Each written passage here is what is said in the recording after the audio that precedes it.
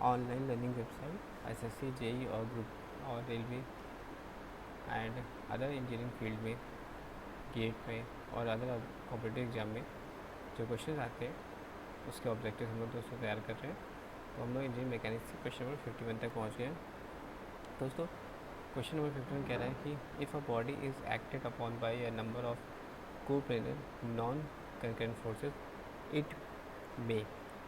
आपको बताना है कि it a body is acted upon by a number of coplanar non-concurrent forces. It may be क्या होगा इसका आंसर दोस्तों? Rotate about itself without moving, move in any one direction rotating about itself, be completely at rest and all of these. What is the right answer? आपको बताना दोस्तों 51 का, that is D। यानी दोस्तों all of these, यानी rotate भी करेगा about itself without moving and move in any one direction rotating itself about itself, be completely at rest. Next question दोस्तों, a smooth cylinder lying on its convex surface remains in slash equilibrium। आपको बताना है कि एक smooth cylinder lying on its convex surface remains in slash equilibrium, stable, unstable या neutral। what is the answer? क्या होगा दोस्तों उसका आंसर 52 का, a smooth cylinder lying on its convex surface remains in। तो दोस्तों 52 का आपका आंसर हो जाएगा बी, यानी हमारा जो आंसर हो जाएगा अनस्टेबल, यानी smooth cylinder lying on its convex surface remains in unstable equilibrium condition. Next question दोस्तों, three forces acting on a rigid body are represented in magnitude, direction and line of action by the three sides of a triangle taken in order. The forces are equivalent to a couple whose movement is equal to area of the triangle, twice the area of triangle, half the area of triangle and none of these. What is the right answer? The three forces acting on a rigid body are represented in magnitude, direction and line of action by three sides of triangle taken in order. The forces are equivalent to a couple whose movement is equal to। किसके होगा आपको इनमें से answer बताना है। तो क्या हो जाएगा दोस्तों राइट आंसर 53 का बी, यानी आपका twice the area of triangle, यानी जब थ्री फोर्सेस एक्टिंग कर रहे हैं rigid on a rigid body represented in magnitude and direction and line of action by the three sides of a triangle taken in order. तो जो forces are equivalent to the couples whose movement is किसके equal हो जाएगा twice the area of the triangle के। Next question दोस्तों 54, आपको ये बताना है कि the principle of transmissibility of the forces states that when a force acts upon a body its effect is. क्या होगा इसका राइट आंसर दोस्तों? The principle of transmissibility of the forces states that when a force acts upon a body its effect is same at every point on its line of action, difference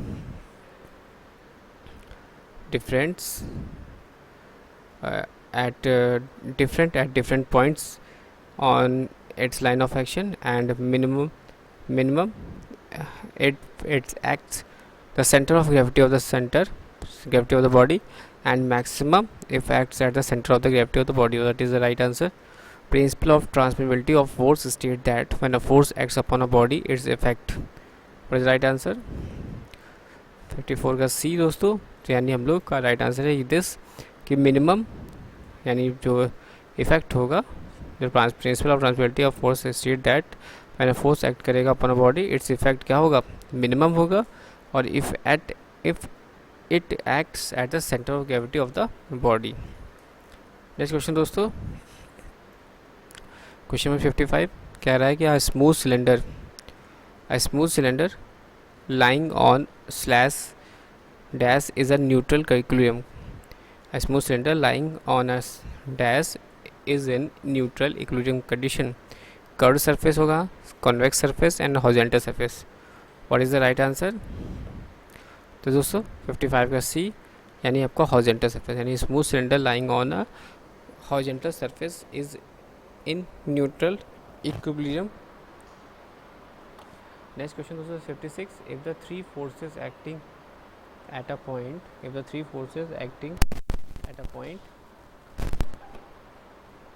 be represented in magnitude and direction by the three sides of triangle taken in order, the forces shall be in equilibrium। आपको बताना है कि statement जो है वो true है या false है। ट्रू या फॉल्स आपको ये स्टेटमेंट देना है। तो 56 का ए दैट इज़ ट्रू, यानी क्या होगा राइट आंसर इसका होगा ट्रू। क्वेश्चन नंबर 57 कह रहा है कि the two equal and opposite parallel forces whose line of actions are different can be replaced by the single force parallel to the given forces. Two equal and opposite parallel forces whose line of actions are different can be replaced by single force parallel to the given forces. क्या होगा right answer बताइए दोस्तों। 57 का correct होगा या incorrect. दोस्तों 57 का right answer है हमारा बी, यानी दैट इज़ इनकरेक्ट। ये क्या स्टेटमेंट है, ये इनकरेक्ट स्टेटमेंट है। नेक्स्ट दोस्तों, two equal and opposite parallel forces whose line of actions are different from a couple. Two equal and opposite parallel forces whose lines of actions are different from couple. ये आपको बताना है right या wrong. 58 दोस्तों, तो इस का 58 का ए दैट इज़ राइट, यानी ये स्टेटमेंट क्या है राइट है कि टू इक्वल और अपोजिट पैरेलल फोर्सेस जो होते हैं line of actions are different from a couple. Next दोस्तों क्वेश्चन 59 आप यहाँ देख सकते हो। 59 क्वेश्चन में a couple produce translatory motion, rotational motion, combined translatory and rotational motion and none of the above. A couple produce translatory motion, rotational motion, combined translatory and rotational motion and none of the above. What is right answer दोस्तों? 59 का हो जाएगा आपका answer B, यानी couple जो होगा produce करेगा rotational motion.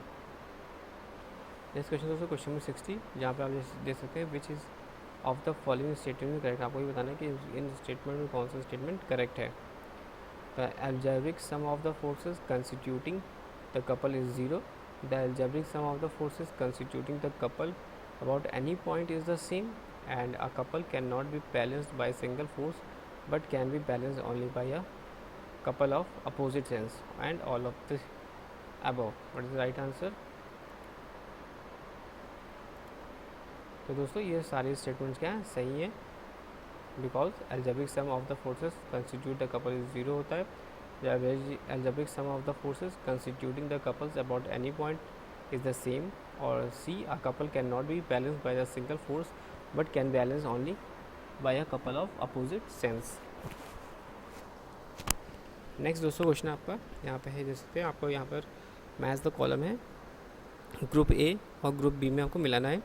तो ग्रुप ए में जैसे पूछा गया है कि अगर resultant of two forces P and Q है तो उसका पी की वैल्यू ग्रेटर देन क्यू से है, तो acting along the same straight line but in opposite direction. तो आपको बताना है किसके थ्रू ये क्या होगा इसका स्टेटमेंट रिजल्टेंट वैल्यू। सेकंड है resultant two parallel forces P and Q is क्या होगा। एंड दोस्तों see the resultant of two equal forces P making an angle theta, तो क्या होगा दोस्तों। And to angle of inclination of resultant of the two forces P and Q with the force P is। तो आपको इसको match the column करना है, तो क्या होगा राइट आंसर। तो दोस्तों हम देखते हैं 61 का BADC। तो दोस्तों BADC यानी जो रिजल्टेंट ऑफ टू फोर्स, यानी यहाँ पे क्या P is greater than Q है, तो यानी यहाँ पे आपका रिजल्ट होगा P minus Q is the right answer. फिर दोस्तों the resultant of two like parallel forces P and Q, तो क्या हो जाएगा P प्लस Q। और दोस्तों the resultant of two equal forces P making an angle theta अगर बनाता है तो 2PQ cos थीटा बाई 2 हो जाएगा। और एंड लास्ट दोस्तों यहाँ पे आप जैसे लास्ट का क्या हो जाएगा हमारा C, यानी जो एंगल ऑफ इंक्लाइनेशन की बात करते हैं तो resultant of the two forces P and Q with the force P किसके हो जाएगा equal Q sine theta upon P plus Q cos theta के। नेक्स्ट क्वेश्चन दोस्तों क्वेश्चन नंबर 62, यहाँ पे आप देख सकते हैं कि जो फोर्स है induce in the string A B due to load W। यहाँ पे आप देख रहे हो ये स्ट्रिंग है, यहाँ पर वेट टेल लोड जो है वो W लगा हुआ है। तो आपको इसमें बताना है कि क्या होगा, W साइन थीटा होगा। ए बी में आपको बताना है कि W साइन थीटा होगा, W cos थीटा होगा, W sec थीटा होगा या W cos थीटा होगा। What is the right answer.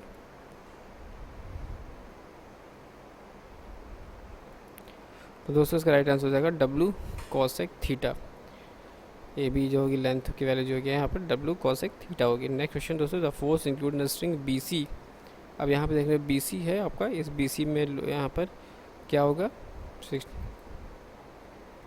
तो यहाँ पे दोस्तों क्या होगा, यहाँ पे होगा W cot theta, W cot theta 63 का D, that is W cot theta, यानी ये आपका बी सी कॉट थीटा होगा, डब्ल्यू कॉट थीटा, ये होगा W cosec theta. Next question दोस्तों आगे बढ़ते हैं हम लोग।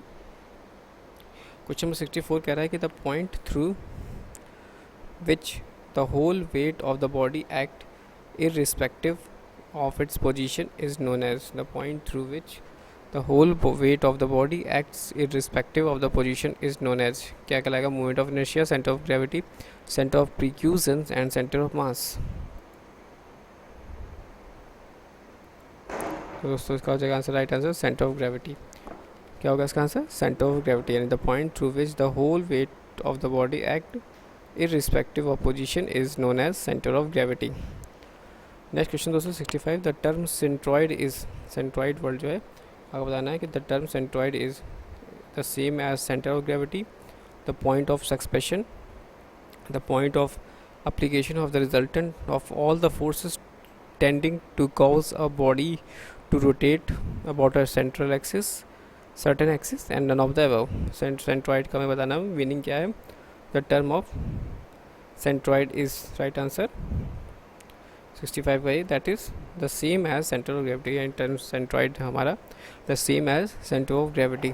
नेक्स्ट क्वेश्चन दोस्तों, question number 66, irregular body may have more than one center of gravity, a irregular body may have more than one center of gravity, what is the right answer, yes or no, आपको बताना है statement. दोस्तों इसका हो जाएगा answer आपका 66 का A, that is your yes, यानी आपका स्टेटमेंट क्या सही है, इर्रेगुलर बॉडी जो होती है may have more than one centre of gravity. Question number 67 की बात करते हैं, the centre of gravity of a rectangle lies at a point where its two diagonals meet each other, agree या disagree, आपको बताना दोस्तों क्या होगा राइट आंसर।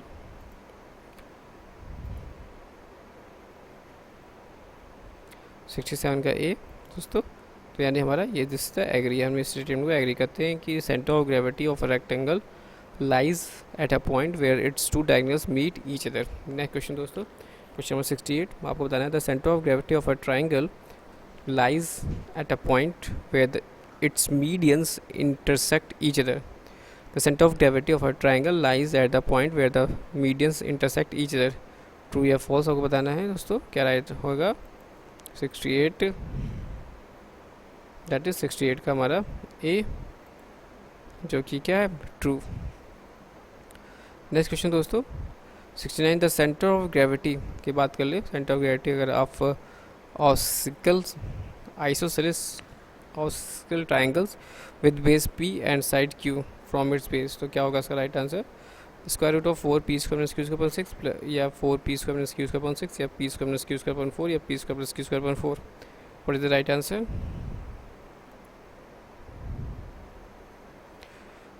69 का ए दोस्तों, तो यानी इसका राइट आंसर हो जाएगा 4 square root of 4 P square minus Q square upon 6।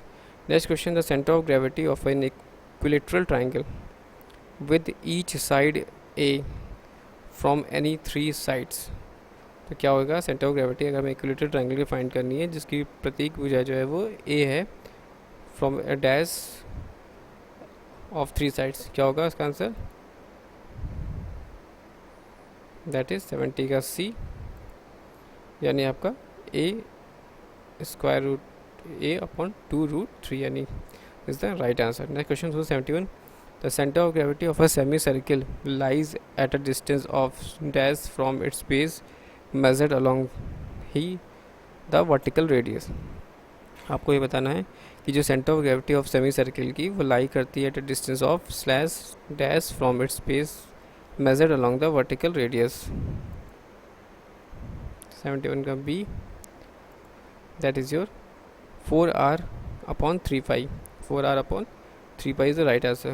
72, the center of gravity of a hemisphere lies at a distance of 3r by 8 from its base measured along the vertical radius, क्या होगा दोस्तों उसका right answer,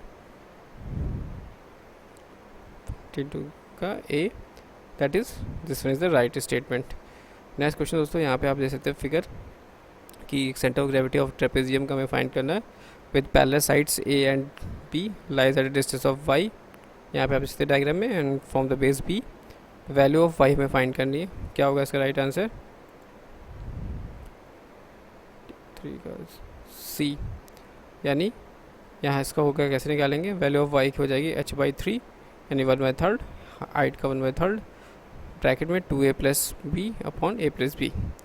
and next question दोस्तों, centre of gravity of a right circular solid cone is at a distance of dash from its base measured along the vertical axis. क्या होगा इसका right answer? h/2, h/3, h/4, h/6। क्या होगा right answer दोस्तों?